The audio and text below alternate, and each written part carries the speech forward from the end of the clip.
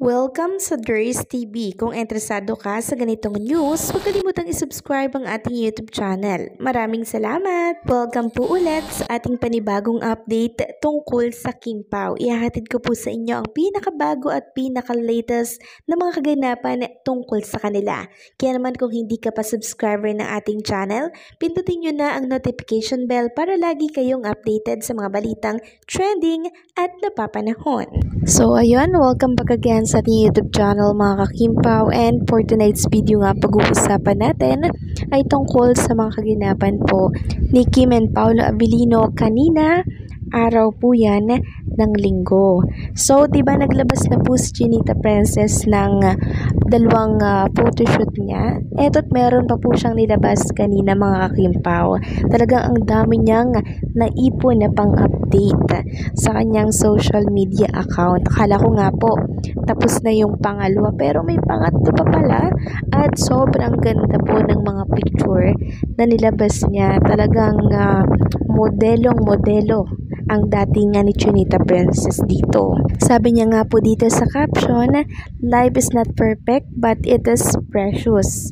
And the older we get, the more we understand how important it is to cherish each moment and every person who walks alongside you on this journey. Thank you for being part of mine. Cheers to another year of growth, grace, and gratitude." Agree ako sa sinabi ni Chinita Princess na habang tumatanda tayo mga kakimpaw, ay mas lalong naintindihan natin ang kahalagahan po ng buhay. Kung baga, nagiging mature tayong mag-isip, natututo tayong pahalagahan yung mga taong nasa paligid natin. Kaya lubos pong pinagpapasalamat ni Chinita Princess yung mga taong nagmamahal ng patuloy po sa kanya. Dahil nga dyan sa panibagong photoshoot na naman ni Chinita Princess na yan sa Dubai Safari, ito po ang komento ng isang Kim Pao fan dito sa X. My favorite shot, parang photoshoot ng mga contestant na pang Miss Universe. Pati yung paghawi ng hair, sobrang perfect lang. So dito hindi na kami makaahon sa sobrang perfect. Ano pa kaya kapag nilabas na daw yung Valicine photoshoot? So yun nga po yung iniisip ko kanina mga kakimpaw. Dito pa lang yan sa ganap sa Dubai. Ano pa yung Valicine? Grabe. I'm sure super daring yun mga kakimpaw kasi nakita ko po yung behind the scene yan mga kakimpaw Nakahiga po si Chinita Princess sa sand.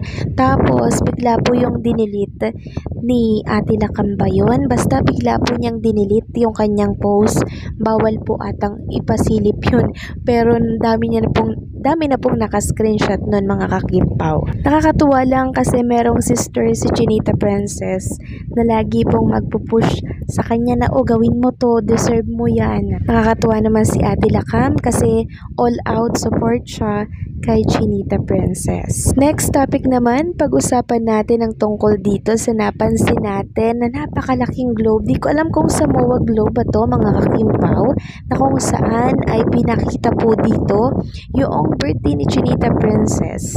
Grabe, nakalagay dyan Kim Chu, happy birthday. Nakakatuwa mga kakimpaw kasi sobrang love na love talaga si Kim ng mga fans niya. Sabi nga po ng Kim Pao Night Chip, wishing you a belated but no less wonderful birthday. You are an inspiration to us, a radiant ball of happiness and positivity. We hope this year provides you with many opportunities to connect with your loved ones. Tapos tinag niya po si Chinita Princess. So sana po makita po ni Chinita Princess ito kasi nakakatuwa lang na talagang nag-e-effort po ang mga fans sa kanya para po maiparating na hindi po nila nakakalimutan yung birthday ni Kim Chu. Sabi pa ng isa, ayokong magyabang kasi wala naman akong naitulong dito, pero gusto kong isigaw sa mundo, iba magmahal ang Kim Paulandia. Ibang fandom yan, pero isa lang ang goal, itaas ang mains. Nakakaiyak pero congrats po, ang lupit nyo. Saludo sa solidong pagmamahal, more blessings from above. May nagsabi pa ditong yung iba namigay food, yung iba sa globe, yung iba charity, si Kimi for sure. nagpunta ng charity niya. Nakaka-proud po talaga yung mga fans ni Chinita Princess. Iba talaga silang tumulong, iba yung pagsuporta nila eh. Talagang nakakatulong sila sa kanilang mga kapwa. Next topic naman, pag-usapan natin ang ganap ni Kim Chiu at Paolo Abilino kanina.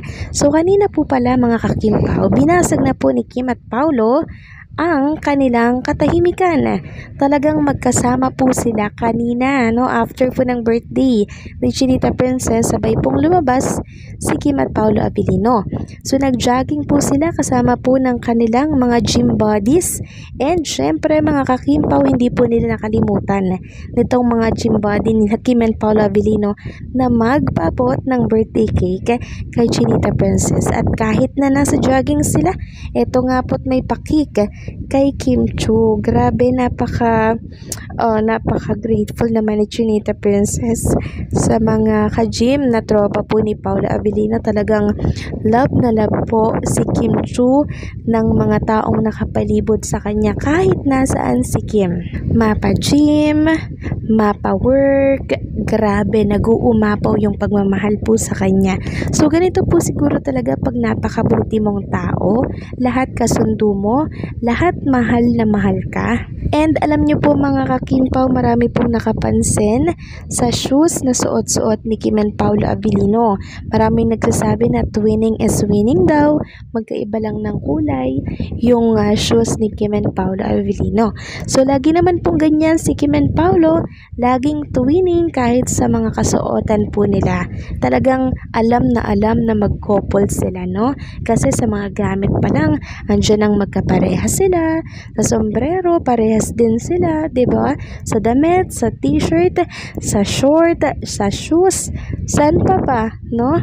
So ibig sabihin, nandito lang pala sa Pilipinas si Kim and Paolo Abilino. Siguro nag-celebrate lang sila ng private sa isang sikat na hotel or isang sikat na restaurant para dun idaos yung pasorpresa nitong si Paolo Abilino. Sabi ko naman sa inyo mga kakimpaw kahit saan pa yung lugar, kahit sa ibang bansa, kahit dito sa Pilipinas, as long as magkasama silang dalawa, walang kaso yun. Yun ang importante doon, yung magkasama silang dalawa, yung masaya sila at magkasundo sila. Yun po ang mahalaga doon. And nakakatuwa lang dahil mukhang napakasaya ng celebration ni Chinita Princess kasama po ang mga importante at espesyal na lalaki sa buhay niya. Sana i-share naman ni Chinita Princess yung birthday celebration niya kahapon. Kahit konti lang. Para nang sa ganun, 'di ba, ay meron tayong idea kung saan ba ginanap ang celebration nito. So anong sa inyo dito mga kakimpaw? Please comment down below.